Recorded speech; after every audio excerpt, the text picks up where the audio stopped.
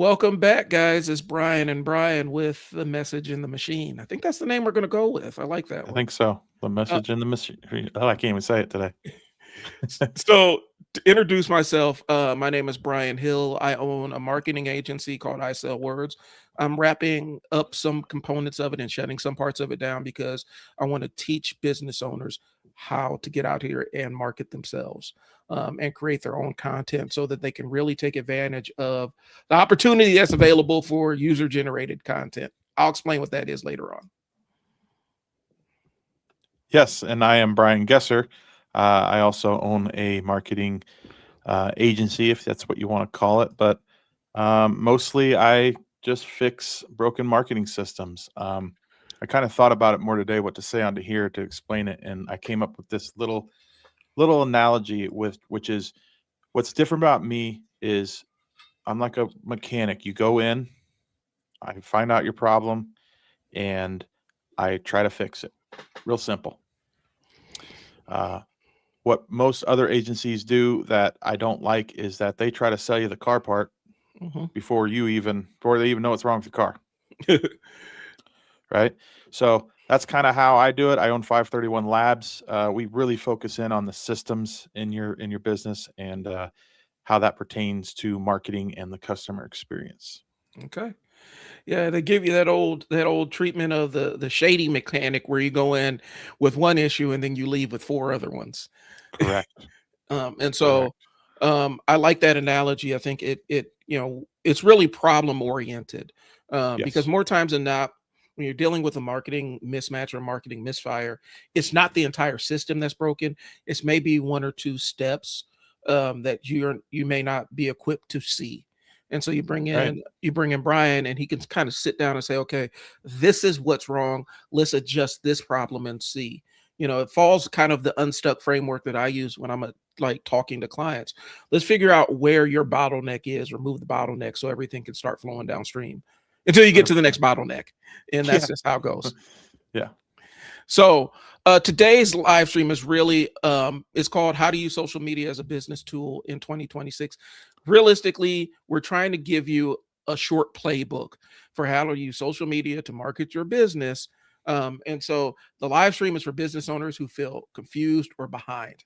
If you're feeling overwhelmed about the tickety talk or the face space and all these other things, and you don't know where to go, we want to give you a little bit of understanding about a general game plan. Because here's the thing, all these social media platforms, they got different formats, they got different types of content, but the rules that govern them are pretty much the same in terms of how to have success on them. There's some variation on how often you got to post and things like that, but there's some general rules that you can follow and have success on any one that's your chosen social media space. And so that's what this episode is. So, if that sounds valuable right now, if this sounds valuable, I want you to go share this with somebody, tag somebody, share the link so that they can see it in real time.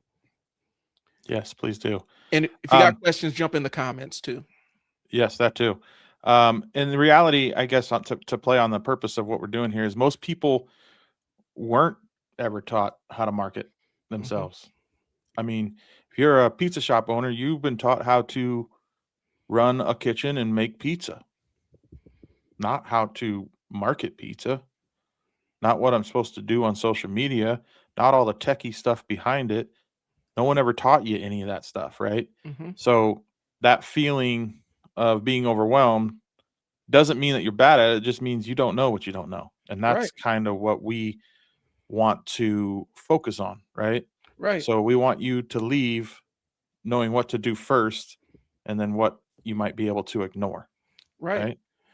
A- And So we and can jump right sometimes, into it. yeah, sometimes that solution is simple as hire son, daughter, niece, nephew, give them a cell phone and let them stand over in the corner and record you making pizzas and post it on TikTok. I'm Yeah, I'll keep coming back to these people because yeah. they just kind of went viral in the last 6 months or so, and now they're super popular on social media. And it is exactly what Brian just said there. The son of this pizza joint in New York City called Crispy's, already popular on their own right, just being around for 80 years or whatever, right? but they weren't popular online. But now they're just their content is popular, and there's pizza shops all over the country now copying some of the food that they're doing, Hmm.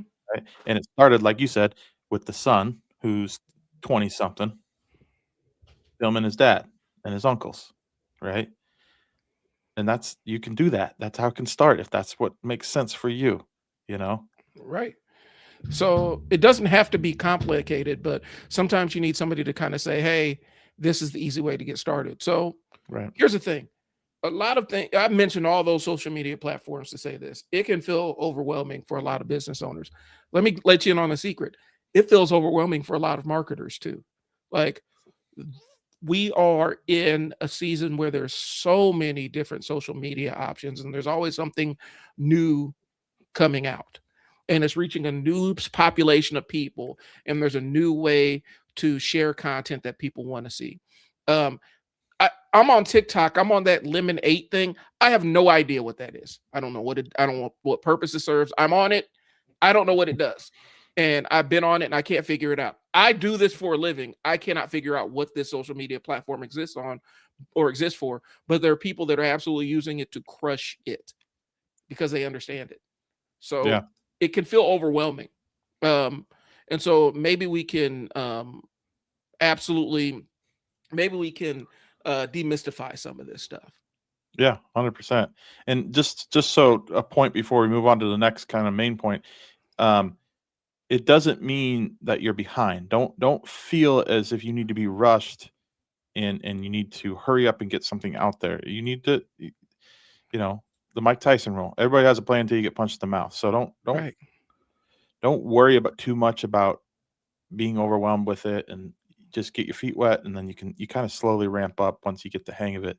And Brian knows this more than anything, especially something I'm going through, which with not being out there as much as I've wanted to over the years. But get in the reps. You need to get the reps, and as you do more reps, you'll get better at these things. Right. Um, so yeah, it doesn't mean you're behind, and it doesn't mean that what it does mean is no one's explained to you before where to start, and that's kind of where um, we come in, right? Right. And the beauty of it is, I mean, the beauty of starting on social media marketing is if you're brand new to it and this is like you're starting out with no people following your account, your early efforts, there's a good chance that nobody's going to see them. And so you Yeah, get a chance to get the reps out there, get through the entire feeling of, oh my gosh, I'm putting this out there and the world's going to judge me. But you have the benefit of nobody seeing it. And so you get a chance to not be polished when you first start without the threat of instantly somebody seeing it. yeah, And that is a benefit to you. I think a lot of times people obsess too much about how they're going to come across on social media, and they don't really see the inherent value that they're bringing to just showing up. So, yes. So don't blame yourself. right. So today's beginner friendly and it's practical, and we're gonna try our best. It's hard being marketers sometimes, but no jargon, Uh-huh. no pressure. So go ahead. We can get right into the biggest beginner mistakes here, That Ryan. works for me.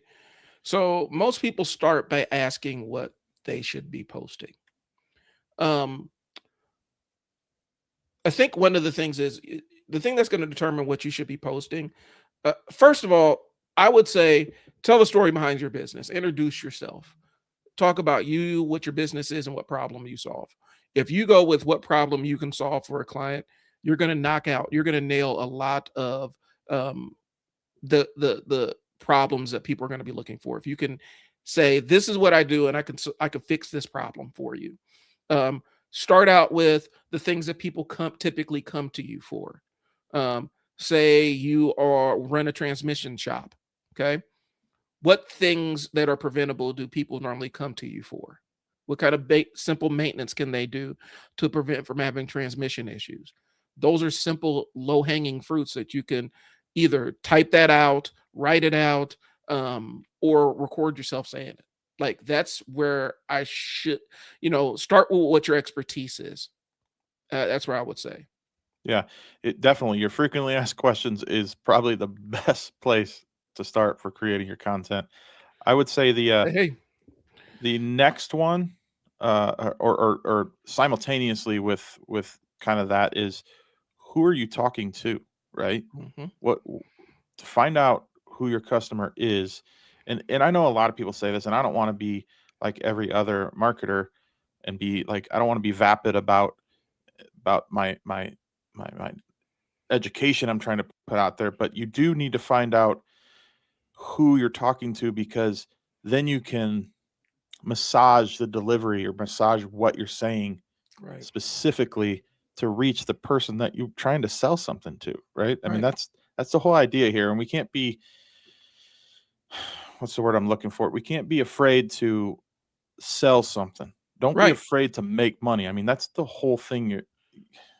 Maybe that's the Midwest in us Yeah.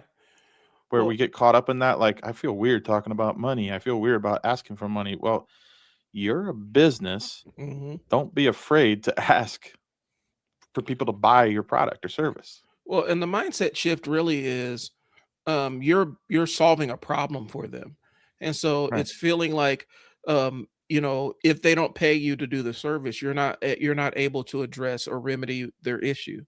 And so you almost make it where it's like, I'm trying to help you with whatever you're trying to solve. If you're hungry, I'm trying to feed you. If your car sounds funny, I'm trying to fix it. And so I think if you frame the money ask in that sense, as long as you're selling a good quality product and you're not ripping people off, um, you should be able, like, change that little part in your mind and say, hey, I'm not taking their money. I'm actually giving them something that they're looking for. And if I don't give it to them, if I don't provide it to them, they're going to go find somebody else to provide it. And it may not be of the same quality that I'm willing to offer. They may not be willing to put in the same blood, sweat, and tears to deliver this thing and improve their lives. And so, yeah, asking for money is an uncomfortable conversation. I still get uncomfortable asking for it. Hmm. But it's just, it's a byproduct of having to do business. Money is essentially, that's how, people, when you're a business owner, that's how people show that they value what you do, Yeah, you know? and I kind of got ahead of ourselves because this is step one. Yep. Pick the type of person, Yep. right? And then so let's go with this. Let's just move to this thing. So pick the type of person, pick their main problem out of your frequently asked questions, Mhm. and then like give them one simple result and make that your first. You can either make it your first post or make it your Mhm. first 10 posts. Make it all about that. Right. If you can create content around like that much content around that one thing, Mhm. because that's what people want to know about, clearly. Right. And you will get sick of your own marketing well before your client even sees it. And so Hmm. you may feel like a broken record, but you'll get sick of it before they even crosses their feed. Just the way that most of these social media platforms are set up, most of your followers aren't going to see your stuff.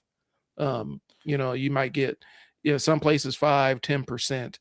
And they're trying to incentivize you to boost, to put some money behind and promote the stuff that you're posting.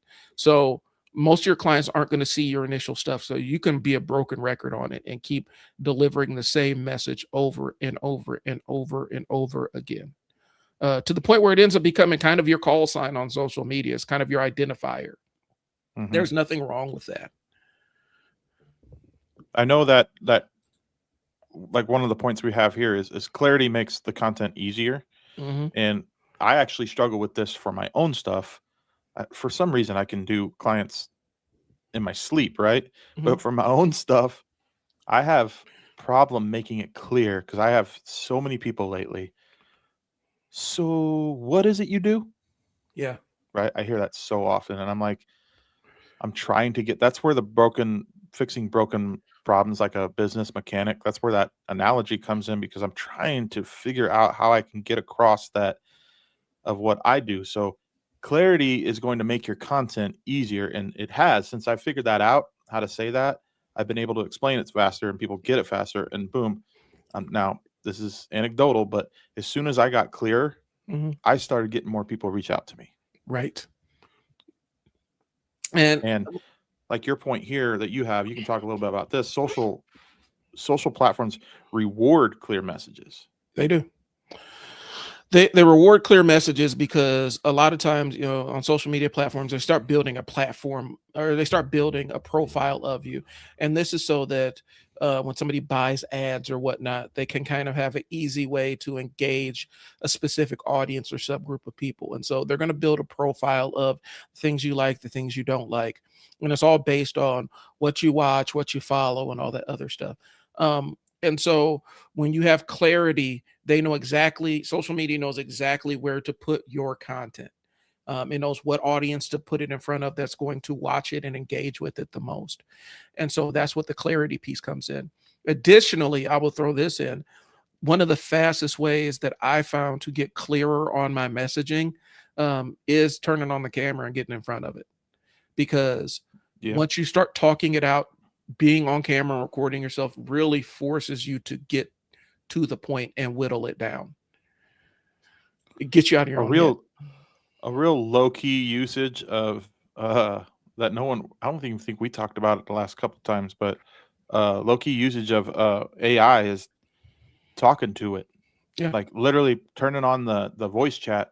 It's not as smart as because correct me if I'm wrong, but ChatGPT, if you use the voice one, it knocks down the model, Yeah, I think what so. model it's using. So it's not as smart, but it's still smart. So talking with it and having having like this AI soundboard that's literally talking back to you, it really helps. Like I don't want to call it a therapist, but it is kind of a business therapist. You know what I mean? Well, Um, it's Go kind ahead. of a it's kind of an outside voice that frames, like, can give you a little bit of perspective. For me, the way I treat my chat GPT is it really helps me organize my thoughts. So I can Hmm. dump in jumbled, kind of disassemble thoughts into it and then tell it, hey, help me organize this, or help me find a way to say this, say all of this in a more concise manner. And that's what I use it for. I'm realizing though, like, it knocks it back a model. That might not be a bad thing, because I think the latest updated chat GPT kind of made it dumber again. Like, Yeah, I agree with that. I'm dealing with um it, like, I'm having content bleed and all kinds of other weird things. It's giving me some weird responses. And so Yeah, um maybe the secret is using the voice chat and let it drop back down a model or something or two. yeah, I could see that.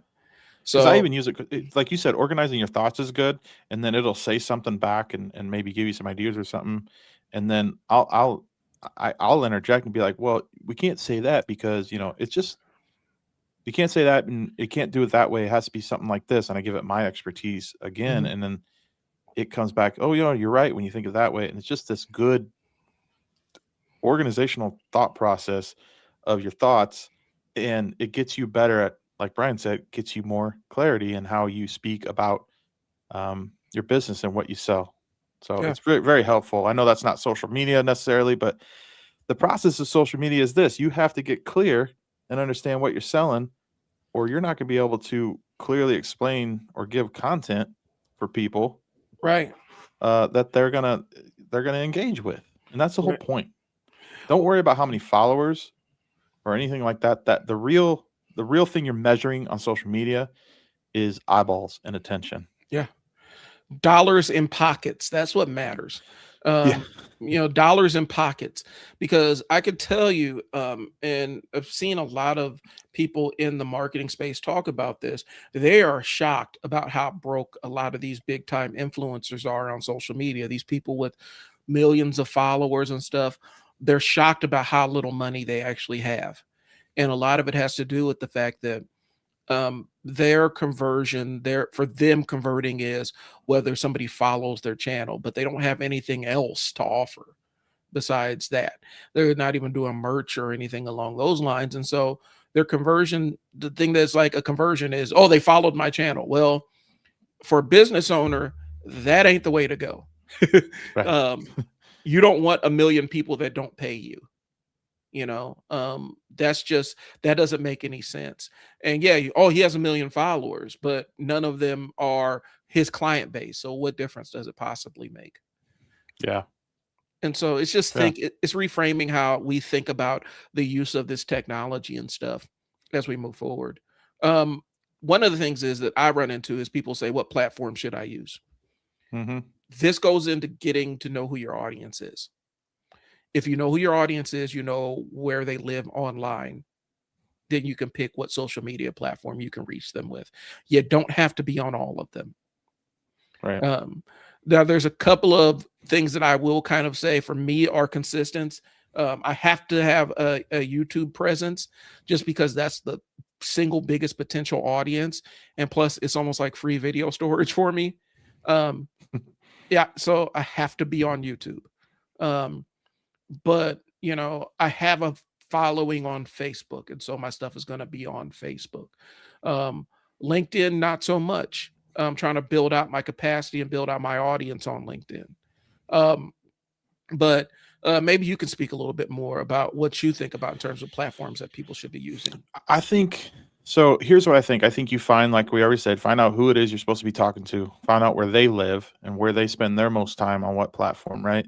Um, we can kind of get into that. I don't really know off the top of my head the best way for a beginner to kind of go do that, but neither here nor there. You find out who the person is, where they live, and then you create content for that one, right? So Mhm. let's for example, let's say your people live on LinkedIn, right? Mhm. Your customer base is on LinkedIn. It's executives, it's career-minded folks, et cetera, et cetera.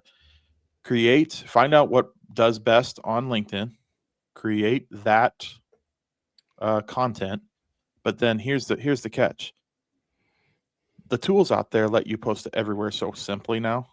Right. Just post everywhere, but create specifically for one and then post it everywhere.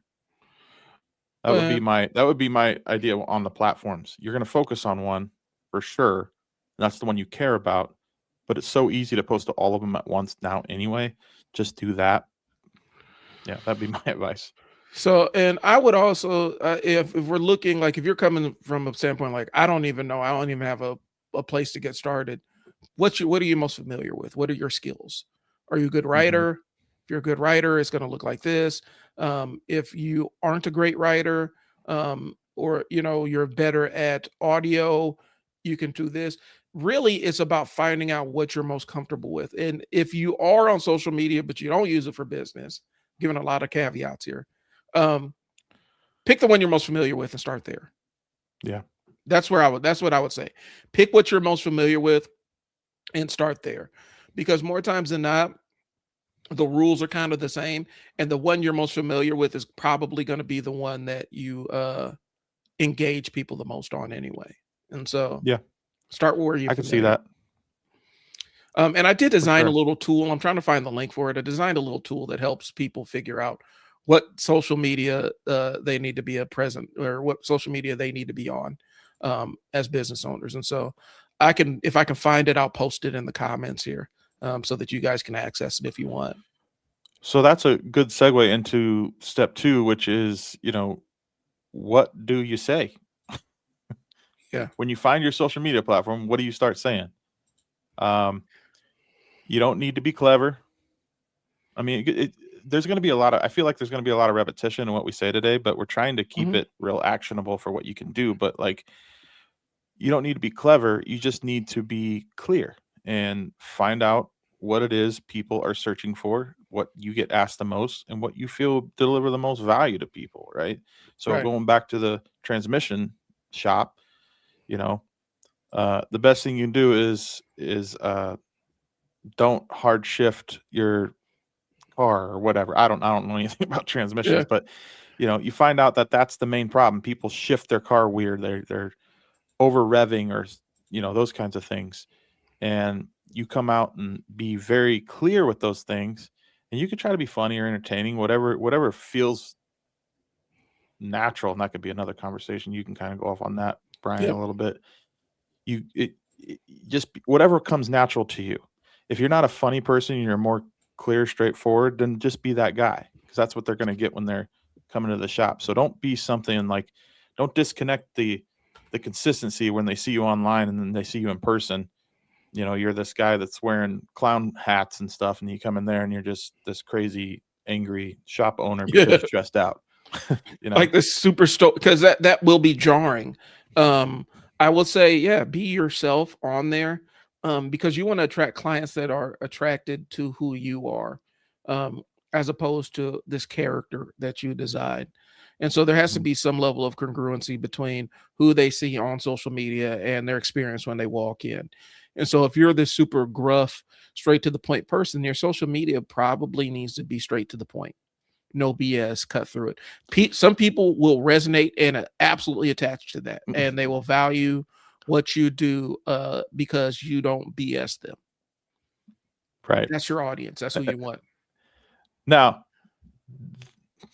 another caveat: That's true. Yeah, I get where if you're you're going. if you're absolutely terrible on camera and when you watch it, you're like, oh boy, maybe uh, pictures and words are better, or you find somebody else that Yeah. can do it for you, right? Um, Nothing needs to be fancy because right now, as far as video goes, authentic authentic video or authenticity Mhm. is the way to go, and that's what's booming on social video right now. Especially because of all the weird AI stuff, people want real and know they're listening to a real person and not some fake uh, AI generated person. Right. So you and a phone camera is the way to go. Like even you don't need to be fancy, as what I'm getting at, and you don't need perfect wording or anything like that. Be authentically you. I Mhm. guess that's the main point here, and the main thing to take away from this step is be you, be authentic. Right. I can assure you, I know Brian in person. He's who he is on this camera. I'm sure he'd say the same with me. I Yep. don't try to cut corners. I always overspeak and over deliver, so that's a problem I'm trying to get better at. Um, and you just got to be you, man. I don't know what else to say it. I don't inject politics or religion or anything weird like that that gets people triggered or anything like Mhm. that. I'm here, and when I talk to people, it's about business, and I try to be straightforward with it, Yeah. and And that's kind of like for me, it's one of those things where I have my little comic book social commentary live stream that I do. It's separate from what I do, but it's what I do in my downtime. And so I don't get on there and pretend to be somebody I'm not. And I think a lot of times we get so obsessed with the presentation of how we're presenting ourselves, that we instantly start fretting about that. How are they going to perceive me and stuff like that? Now, if you are absolutely obnoxious troll online, you can 100% expect that that will show up on your social media in your comments. Like if you just are complete obnoxious goober to everybody on social media, yeah, then yeah, because social media is social.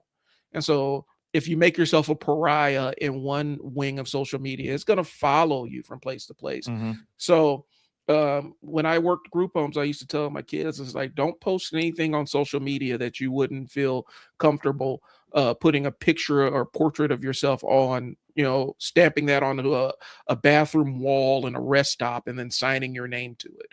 Like right, you got to be a little bit smarter than that. But realistically, most people are going to fall in that middle range where they're not just trolling. They're not edge lord trolling people just for shits and for giggles. And fun. so yeah, and you're not going to have to worry about that. But like I use the example of locally we have I think it's H&H Chevrolet. They hire these twins that are like from Louisiana or Tennessee or somewhere, and they basically act like the spokespeople for all of these auto dealers all over the country. And so people just assume that they're local and they're really not. They're paid spokespeople, but they associate them with their brand. And so Right, you can do that internally by finding somebody, if you don't like to be on camera, finding somebody that is kind of the face of your brand that works with you and knows what your expectations are in terms of messaging, and let them be the face of it. You know, we always say, you know, you can always pay a teenager to record TikToks for you. You just got to make sure that the teenager isn't acting like an insane person on other parts of the internet. right. Even if you just film it in, like, there's ways to do. Let's give this as a tip, I guess. There's ways to do it so you can have somebody, a teenager or whatever, somebody in your office, film something in your let's use a different example. Your bakery. You own a Uh-huh. bakery. They film you making some stuff. You don't have to talk or anything. They can do a voiceover. You can do an AI voiceover with captions and all that stuff if you want to. But just showing, you know, how the bread is made or how the sausage is made, as they say, showing how things are made in a point of view is a good way to start your social media journey and your content journey as well. Um, people I think we've said it before on two previous episodes, but like people watch anything on the internet. I watch people mow lawns, I Yeah. watch people do stuff like that. I mean, it's I don't know why I watch it, but I do, you know. The ASMR stuff is a huge lane, and so, if you just set up a camera on the side of a bakery and show yourself making bread and put a little music behind it, um, people will sit there and watch that, and then all you gotta say is, "You want this loaf of bread? This is where you can get it." Yeah, Boom, you've done marketing for yourself, and you haven't had to say a word to the camera. You're right. just That works showing on them the me. process. That works on me, and I will tell you this, and Brian will say the same thing. We are the hardest people to sell to. Yeah, Marketers are the hardest people to sell to because they're like, I know what you're doing. yeah, I'm not, I'm not, you know, they're not that anybody's being bad or anything. I get it, and I'm not easily sold to, but I'll be damned if I don't have almost every pizza joint in the Omaha metro area um, on my Instagram that I follow because I've seen them making pizza or whatever in my right, reels. You know what I mean? And I've exactly. gone to most of them as well because I'm like, I got to try this joint out. You know? And I think that's kind of the thing. I mean, there's so many like I'm going through our notes making sure I hit my bullet points, but um marketers are typically I'm kind of in the middle. I can either be like if you're really good at what you do, Yeah. I may buy from you because I just appreciate the art. Yeah. I had a young man trying to sell me, I think it was solar panels on my house. I'm not buying solar panels for this house. There's no way I'm doing that. Um, but he was really good at it. And I said, man, that was really, really good. I'm not going to buy anything from you, but you really have this pitch nailed down. And I kind of went through the different things that he hit. And I said, you spoke to the pain point. You got me engaged. Like, keep it up. You're gonna find success doing this. Yeah. Um, but he almost like he would have sold me on it had I kind of said, I am not buying solar panels for this house. There's no way that's gonna ever happen. Um, Right. but it is, I can also be very difficult to sell to. I know I've kind of given a couple of car dealers nightmares when I walk into a dealership. I've had one tell me, man, it's really intimidating having you as a customer. Like, why? He's like, you brought a notebook and you're taking notes and you're not accepting any of the stuff I'm trying to give you. Um, and you won't take the car ride, you won't take the car home, you won't do the stuff that we normally do. Um, Right. and so I fall on both sides of that. If you're really good at it, I can be impressed and say, all right, you win. That was a great pitch. Yeah. That's Um, good. my You have son no is power actually here. Most of yeah.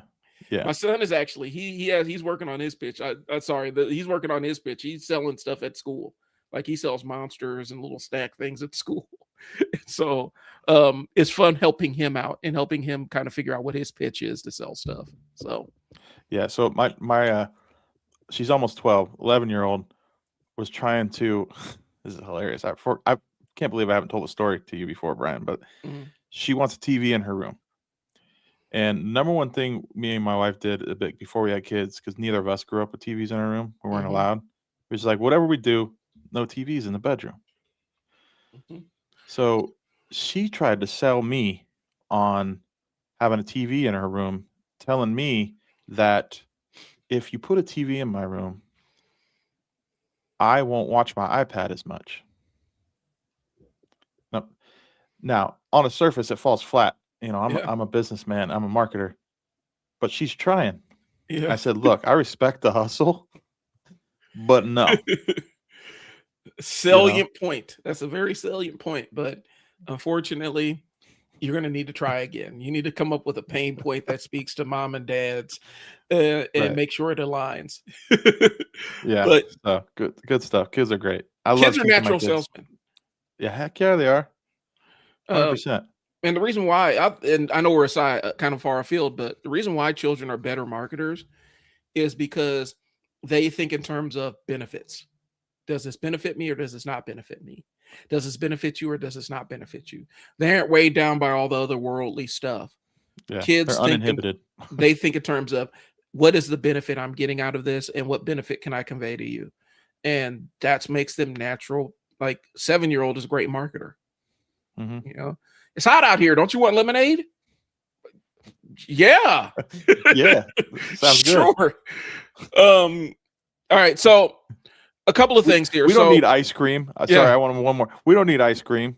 no, It's freezing cold out. It's warm inside there. yeah. Like, okay, Go warm up valid and get point. some ice cream. Yeah. So we talked about the goals not to go viral. We're not getting likes or followers. Social media does not close deals. We take those offers offline. We take the conversation offline.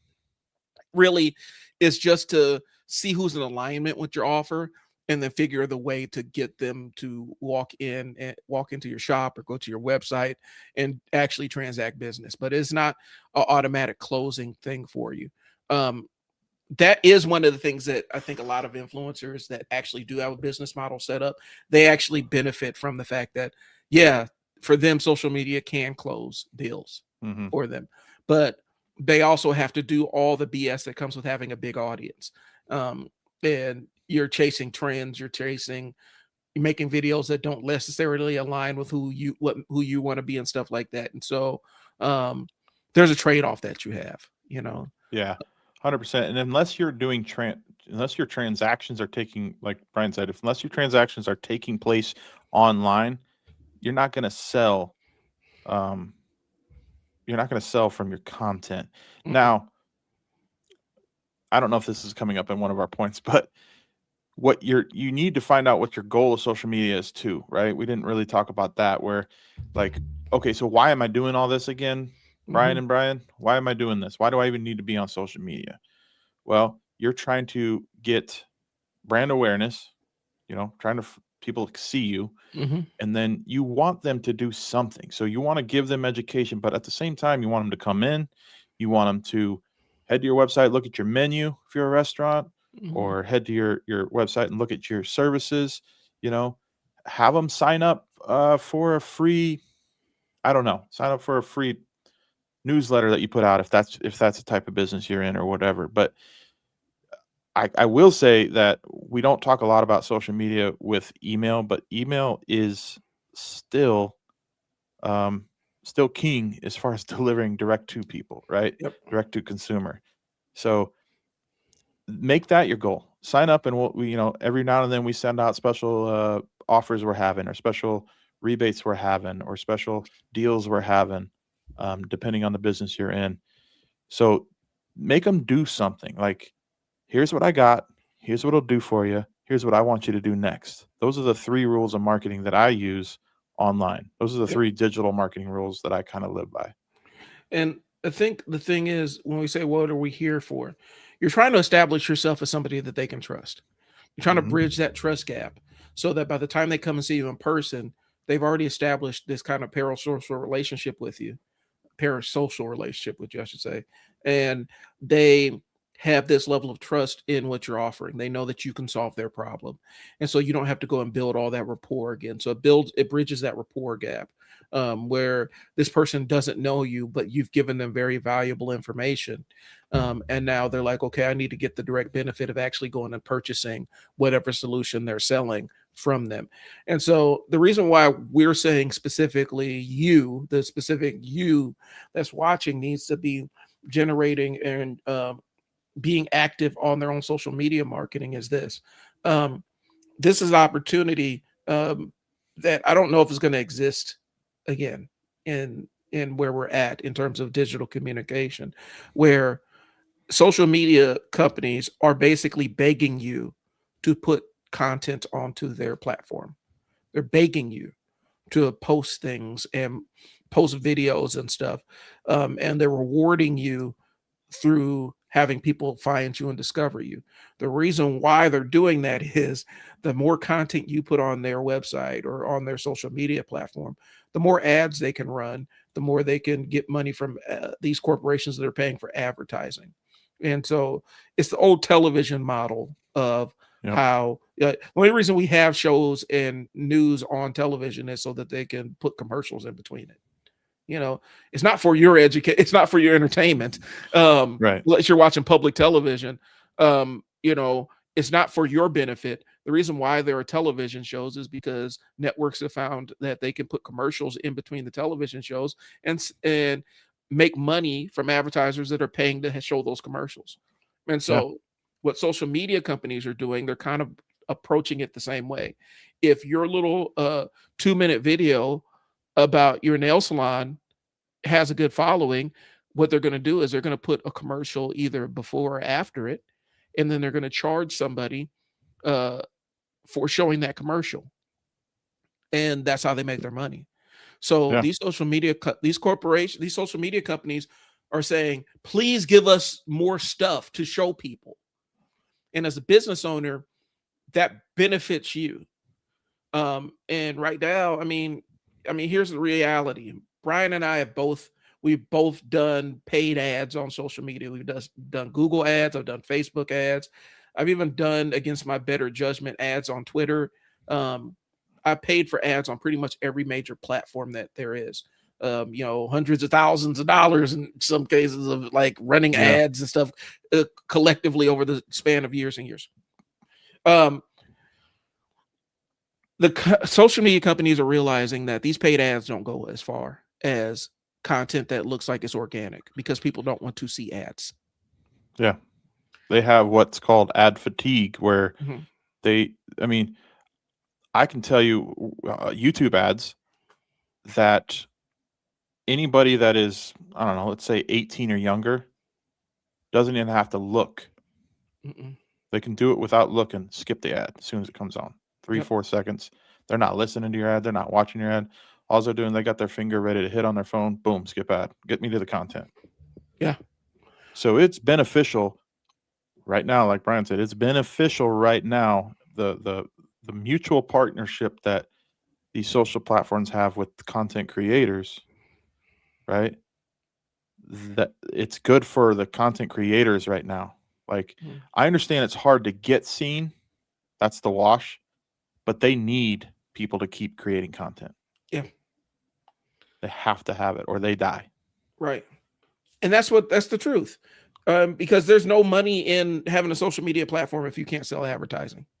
Like, you Yeah. don't make any money. And so they're incentivized to absolutely have you post as much content as possible on their platforms.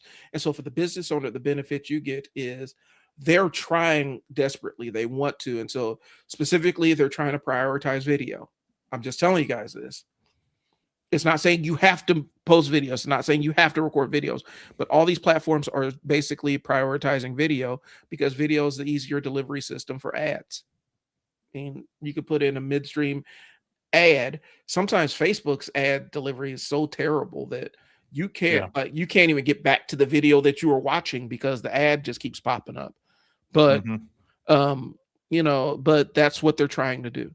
And so take advantage of it while it's free, Yeah. because it's not going to be like this forever. I'm just telling you guys. Right. So just real quick, we'll stick on that point. I'll hit these beats real quick. Okay. Share real stories from your work or life, right? Simple beats fancy. Helpful beats impressive, Hmm. and sound familiar and memorable, and don't try to sound smart. If you're smart, that is what it is. That'll come off naturally, but that's kind of those beats that you want to hit, right? Yep.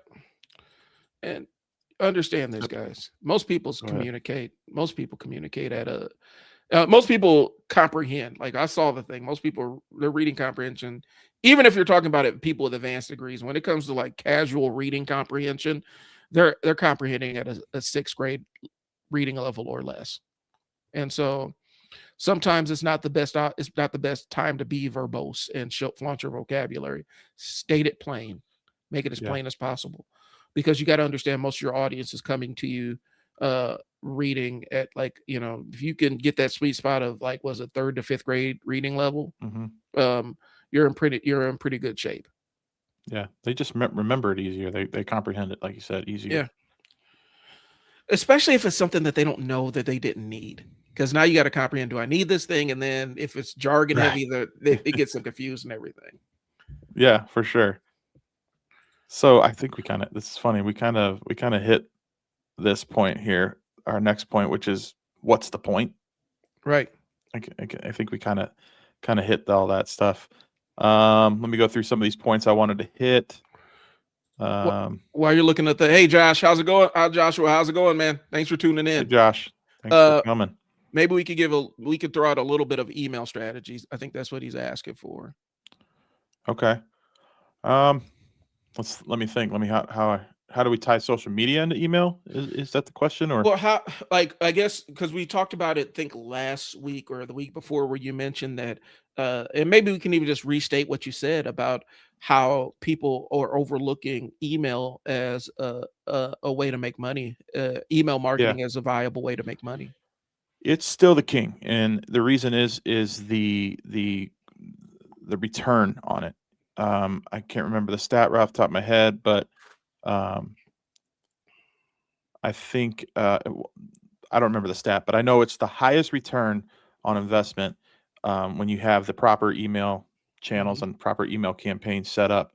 Now, the problem with email, here's the wash. It's the best, right?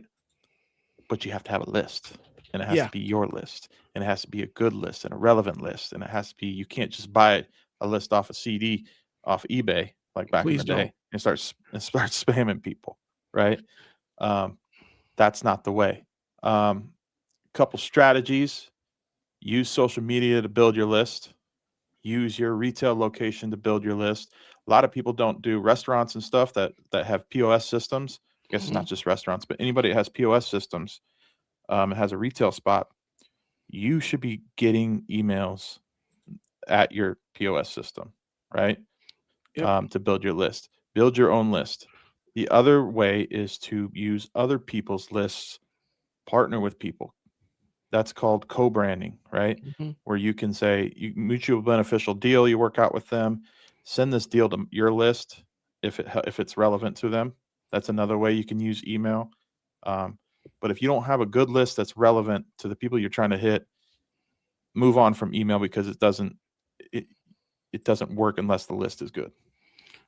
And that's why all these restaurants have all these loyalty programs, right? Like to Hmm. capture your email. I remember, when Facebook acquired Instagram years and years ago, um, people thought, oh, they're acquiring Instagram because it's the hottest social media platform. Facebook didn't care about that. They wanted the emails. They wanted the email list because the email Yeah, list was where the money was. Because now they have all these emails, they can start building profiles of all these other new people and start marketing to them. And so the email list is gold. That is the most important thing. And one industry that I actually have interest in.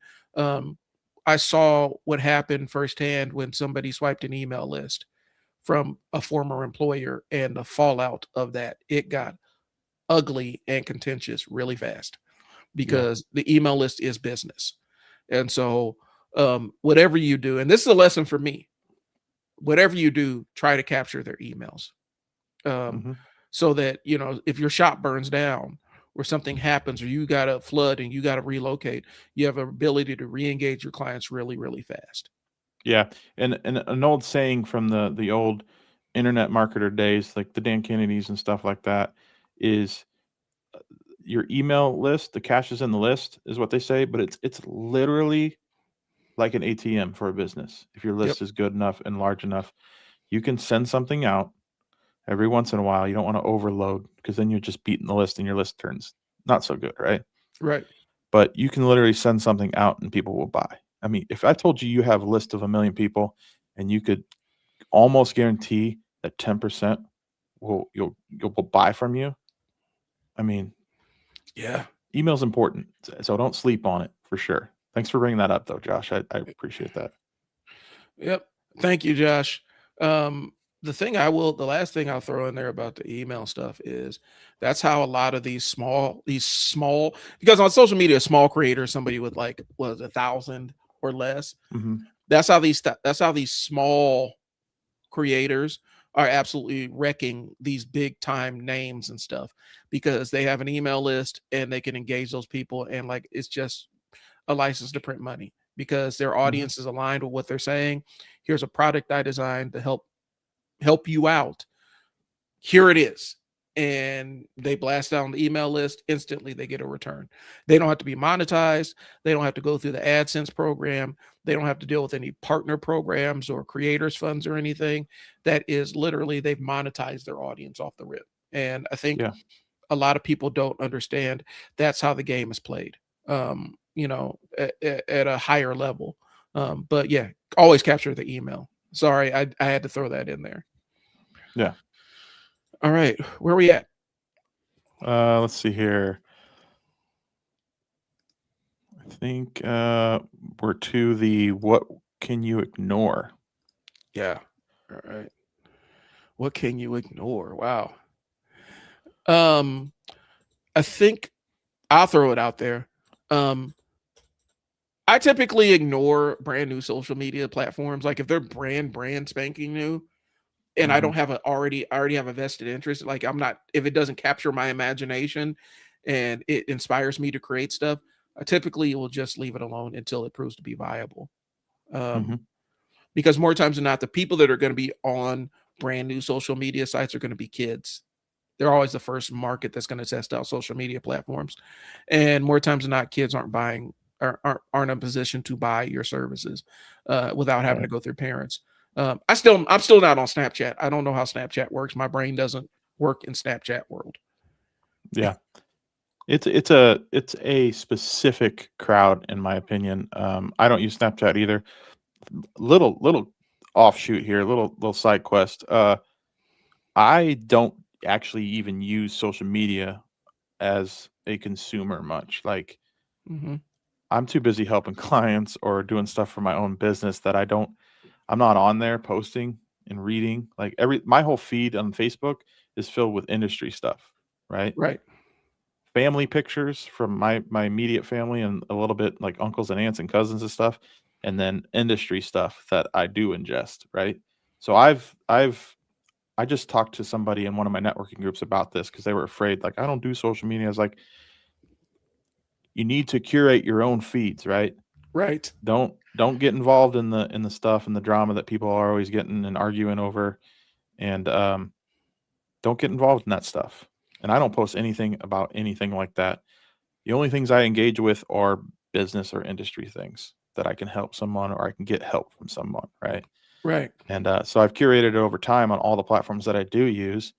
My Instagram is full of food, so it's my interest, food and cars and sports, right?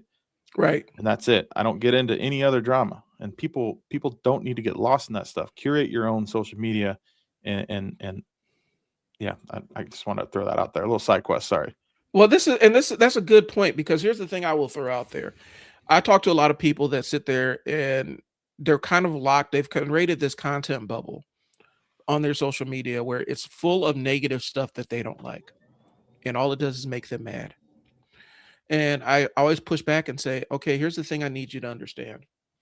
You've basically built your own prison for social media. Yeah. You've designed a prison of your own making. And the reason why is because you'll see something vile or something that offends you, and you will not only will you comment on it, but then you blast it out and share it to a bunch of other people. Yeah. What that does is it tells the social media platform, hey, this person engages with this kind of content. They need to see more of it. Right. And it becomes this negative reinforcement thing where you get constantly served things that outrage you or piss you off or disgust you. And because you share them immediately, now what happens is social media is like, send them more of that stuff because obviously they're really liking it. Because if they didn't like it, they wouldn't share it. Yep. And you end up, and so I cultivate my social media feed by hiding things that I don't want to see or telling it, don't show this to me anymore. You have the power to do that as a consumer.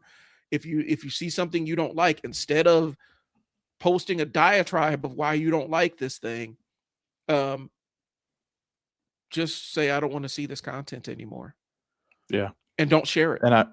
And I will tell you, I think you alluded to this earlier at the beginning of the show here, is you get engaged in that can come back to bite you. I've seen Yeah. business owners that have engaged with that stuff on some of the local scenes here, and then they end up shutting their business because people are just like, I'm not going there. Yeah.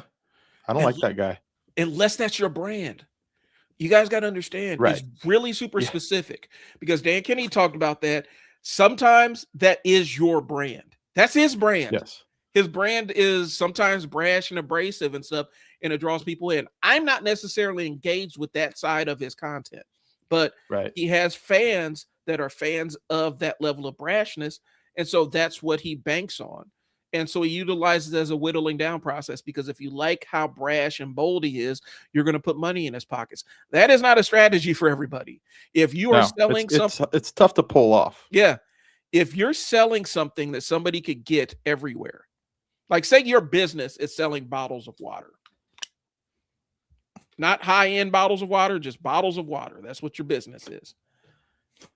And you can go to any gas station in the world and get that same bottle of water and it tastes the same. It's probably not a good idea to be the brash, obnoxious, offensive person on social media, because Yeah. people can easily opt out. Now, if you're selling bottles of water that are premium products, and the premium branding is based around your brashness and boldness and willingness to offend people, and you've cultivated an audience based on that, yeah, they will absolutely support you. The other part of that is that audience will turn on you for any number of Quickly. offenses, and you won't even know why. They hate you all of a sudden. And so you Yeah. got to be really careful when you're playing with people's primal. When you start dealing with people's primal, like the primal things that they can't even put into Yeah. words, you're playing with fire. You can make a lot of money off of it. You also could detonate yourself with it. Yeah. 100%. And there's people that do it like you're saying, and it works for them. And then there's people that could do brashness or the bad boy, bad girl kind of image, that can work for them. I just top of my head, someone like an Andy Frisella, right? Yeah. Do you know who that is? No. He owns First Form. They're a supplement company, but he's pretty harsh. He's pretty brash, and it's more motivational. Yeah. Is kind of his shtick, but he's pretty harsh. He's like, get off your ass, do this. Okay. It can turn people off real quick. I don't. I respect his business part of his brain. Mm. The motivational stuff is kind of beyond me. I don't. Not how Mhm. not how my vibe is really. So, but done right. I mean, the guy's a billionaire, or Oops. He must have disconnected. Oh, so it looks like Brian might have disconnected real quick, so he'll probably be popping back on here. But to kind of continue on what he's saying, he's the guy he's talking about made his money with being brash and kind of belligerent. But like I said, you're walking that razor's wire. You can either cultivate an audience that's solely engaged with your brashness and boldness, or you can create an audience that is just literally waiting for you to put blood in the water so they can swarm on you and tear you apart. So just be careful. Like I said, it's the challenge about it, for a business owner, specifically when you're going with a personality branded business, is it can change on a dime, and all it takes is one minor disagreement with your core audience, and next thing you know, you're out of business. And so it's just being mindful. It's being really mindful of how you're approaching that side of things, and that's just the challenge. I know, one of the guys I follow, or followed, is Mark Ribito. He is the founder of Starting Strength, and ideologically, politically, me and him couldn't be more opposite. Could not be more opposite. Ideologically, me and Rip, I follow Mark Ripito. He's a strength coach. He has an entire brand called Starting Strength. Starting Strength. He is, from a branding and marketing standpoint, is genius. But he's also a personality driven business. His offering is, I teach you how to start lifting weights.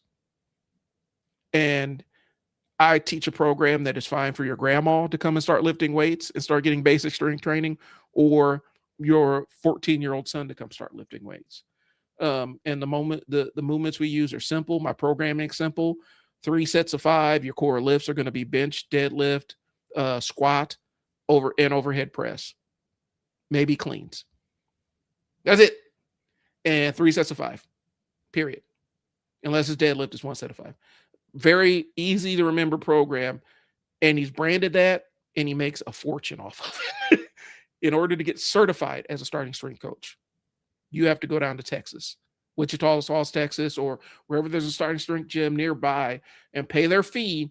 And it's almost like, they compare it to engineering courses, like having that level of knowledge and stuff. But he makes his money. But ideologically, me and him couldn't be further apart from a political standpoint, but it works for him. Yeah. And so that's kind of where it's at. But you have to be careful, especially if you're brand new. If you're brand new and you're going to lean into that personality-driven business, understand that that might be the box you put yourself in until you launch a new business venture. 100%. So, yep. Sorry, I got disconnected there. This whole Osmo Pocket 3, it wants to disconnect after like an hour for some reason. I don't know what the deal is. Firmware update, maybe? I don't know. Yeah, I haven't tried it. It's a known issue. So okay. I just haven't figured it out. I might have to change up the old camera here. I'm looking for next week.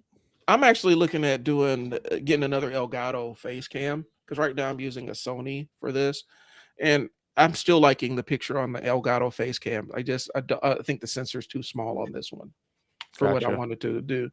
But all right, so guys, that's the basics of social media marketing. Let's run it down. You don't have to be. You're not trying to be an influencer. Virality doesn't mean anything. Pick the platform you're most comfortable with, the one you're most familiar with. Be yourself. Like, I'm coming off the top of the head. Be yourself. Yeah. Pick who you're talking to. Right. Talk about their problems. Frequently asked questions. Invite them to respond. It's kind of simple as that. I mean, yeah, and get your reps in. I mean, you have the benefit if you have brand new social media. If you have a brand new social media account for your business, more times than not, people aren't going to see what you're posting anyway, and so you should be okay. You don't have to worry about the judgment of the world coming. It took almost 6 months before one of my posts actually broke containment and scared me off of a specific social media site that I was posting on, where I ended up getting a huge, people were arguing with me and stuff. That was my first exposure to it, but it took almost 6 months of dedicated posting to get to that point. And so, I would say you're right. You're 100% right. That I think the one takeaway that we can give everybody is the simple point you just made. Get the reps in. It'll get easier. You'll start figuring out your flow of how you do it, what makes sense for you, how you're going to do it, how you're going to shoot it, how you're going to talk, and you keep doing it. Then it just becomes part of what you do on a regular basis, right? And that is what makes it easier. It's what's working for me too. I'm doing this more often, and I'm starting to plan out my 2026 very content heavy for 531 laps coming forward. Let's go. Speaking of 2026, Brian and I are kind of kicking around an idea. I want to see how many people are interested in this thing. We're putting together a virtual workshop to get you guys launched right in 2026. We're trying to figure out, we're planning out the dates and everything. And this is not going to be a free workshop. I mean, you're going to pay for the seats, but what you're going to get is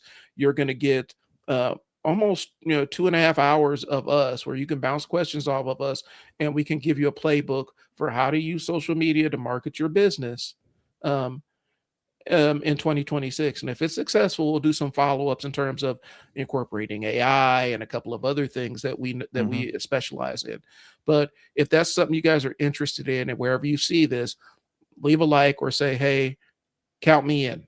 Matter of fact, just comment, count me in if that's something you're interested in. And we will absolutely be reaching out to you when we're ready to launch the thing. And I think it's something that will bring high value. And I want them to know that at the end of something like that, because I've done workshops in the past, and when people pay to come to a workshop, they really need to get actionable value, and that's what we're concentrating it on. And you walk away with something, and not just a written plan, but maybe some templates and things you can actually use Yep. to make the introduction to social media and getting your business on the digital platforms more often. It can make it easier because, like Brian said, I had 23 years in this. He has 10 plus years in this. It's templates and stuff like that can really go a long way to getting you started, Oh, and then absolutely. you can do the reps, and then it all becomes second nature to you. I don't Just a small caveat. I go and I make coffee every single morning. I could do it with my eyes closed because I've done it for, you know, 25 years now. And because I have so many reps in doing it, I have a specific way I do it. Mm-hmm. I know exactly how much coffee. I don't have to measure it. I know how much water, et cetera, right? So that's what we want to get for you guys in a workshop like this, is to be able to do something with it. I don't want you to walk away and do nothing. That's pointless for you, and it's pointless for us. You right? Right. So I just want to throw that out there. And I have an idea. I'll talk to you off air about it, but I have an idea of a value add that might be transformative for some people, so that we can Awesome. get started. Because here's the thing, and I've talked about it. If you follow me, you know that my take on New Year's resolutions is a lot of times they're just a bullshit way to keep you from getting the things done that you want to get done. And I have a very specific reason why. Um, but we're going to try to give you as many tools, and there's a specific way I'm thinking of that can add value so that you guys can go out and implement. Because a lot of times the gap in your knowledge isn't you don't know enough. The gap in your knowledge is actually execution. Mm-hmm. You haven't 100%. executed the thing. And that's what I And like giving people. I don't want to produce or give people motivation porn, they call it, yeah, right? I'm not yeah, trying to do that. It's not helpful. right. And that was kind of the box, Gary V's my boy. That was the box that he fell into for a while, where it's just motivating. And then he started telling how to do the things. And it's like, oh, now there's more value in what you're saying. Yeah. Um, and so that I think people don't execute. Like they get all the knowledge in their head and then they never execute the thing to test out what knowledge works for them and what knowledge does not work for them. Hell, Um, I'm guilty of it. yeah. It happens to me. Like I have a lot Yeah. of things. I have a bunch of books and all these other self-help things that all I got to do is implement them, but Mm-hmm. I haven't executed on the first step. And so for what we're saying is with this workshop, we're going to try to make the execution piece like it's almost contingent. Like maybe we'll even make some kind of agreement with our attendees. Like we need to see that you've actually gone out here and executed the thing. Mm-hmm. Incentivize them to do that. But we got that coming up, and so Brian and I are planning that out. So you guys will be seeing more about that. Probably can even talk about it. We'll take a couple of days, probably talk about it over the week, and then Mm-hmm. maybe we could post the link next week so people can get signed up for it. Yeah, 100%. But um, uh, I'm looking at the clock. I have to go pick up children here in a second. Same.